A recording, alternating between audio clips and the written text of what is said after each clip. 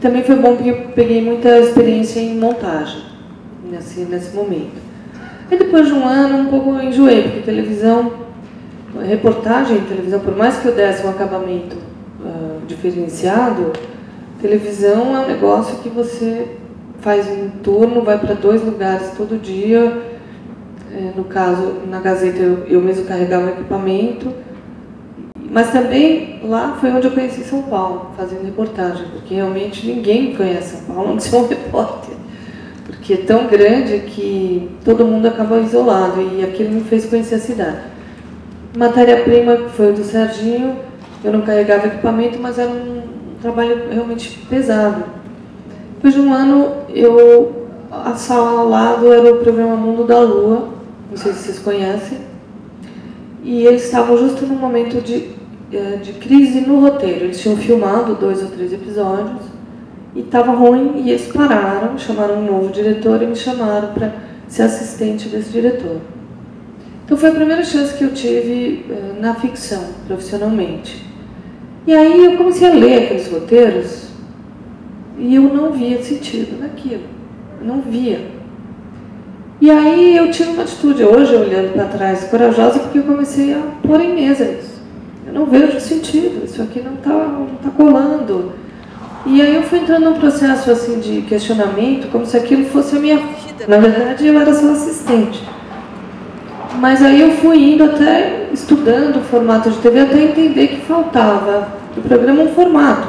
Que série de televisão era, na verdade, uma ideia como um carimbo, que você vai carimbando e colorindo cada um uma cor diferente, mas que basicamente toda série de TV tem um formato repetido, e que isso é a graça da série, e que isso que cativa o espectador. E eu fui tendo esse processo um pouco autodidata, aí que acabei, foi nesse momento que eu fui entendendo, aí eu fui ler livros a respeito de dramaturgia. Depois, se alguém tiver interesse, eu posso dizer os livros principais, assim, que eu acho, para entender. Aí foi como cair num abismo da questão do roteiro. Aí se abriu para mim, de um minuto para o outro, o quanto aquilo era importante.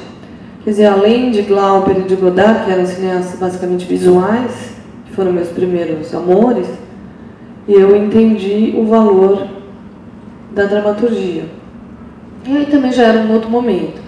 Eu passei a ser uma estudiosa disso, e nesse programa Mundo da Lua acabou que eles foram aceitando as minhas ideias e a gente acabou fazendo realmente um formato, todo mundo deve conhecer, né, do menino ter uma situação inicial onde ele está vivendo uma coisa que ele não gosta, e aí ele vai para o gravador, que é meio o mundo do sonho, onde ele realiza o que ele gostaria que fosse, como ele gostaria que fosse, e aí ele vai se deparar com uma realidade diferente, né?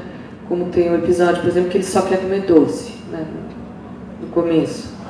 Aí ele só quer doce, aí ele vai para o sonho dele, imagina que o almoço é pudim de leite, salada tem brigadeiro e tal, até que o menino vai engordando, e no final ele está desse tamanho assim, e aí ele sai, desliga o gravador e vai para a cozinha pedir sopa para a mãe, né?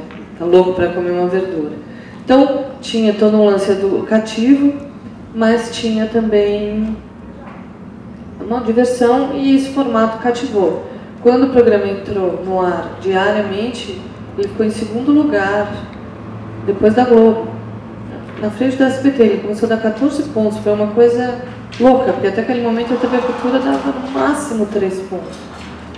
E o programa estourou. Foi? Foi muito interessante para a gente, mas assim, eu que tinha participado do processo, eu tinha muita confiança que aquilo daria certo. Então, quando deu, foi uma delícia, ao mesmo tempo foi uma confirmação de que a gente tinha feito um trabalho bacana, assim. E aí, a partir daí, eu realmente fui estudando cada vez mais roteiro e entendendo que a base de uma história está no roteiro. E daí porque uma coisa é o cineasta visual, cinema, mas quando você chega na dramaturgia, você começa a trabalhar também na área de mito, né? Aí você, na verdade, enfia mais coisa no saco, né? Porque a história, no fundo, é uma semente, né? É uma coisa que pode ser passada, né? Aí você começa a ver o valor do mito, por que o ser humano precisa de história, né? Aí você começa a estudar isso e ver que a história tem um valor mesmo terapêutico, né? Todo mundo já deve ter ou lido um livro ou visto um filme que mudou sua vida, porque se ele está dizendo aquilo que você precisa ouvir naquela hora, tem um poder muito grande, né?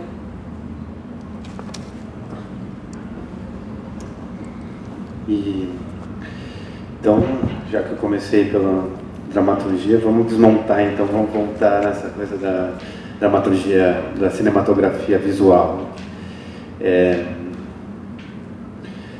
Tem uma coisa aqui que a gente começa exatamente por esse ponto, que é como entrar nessa viagem de conseguir contar uma história pelo audiovisual.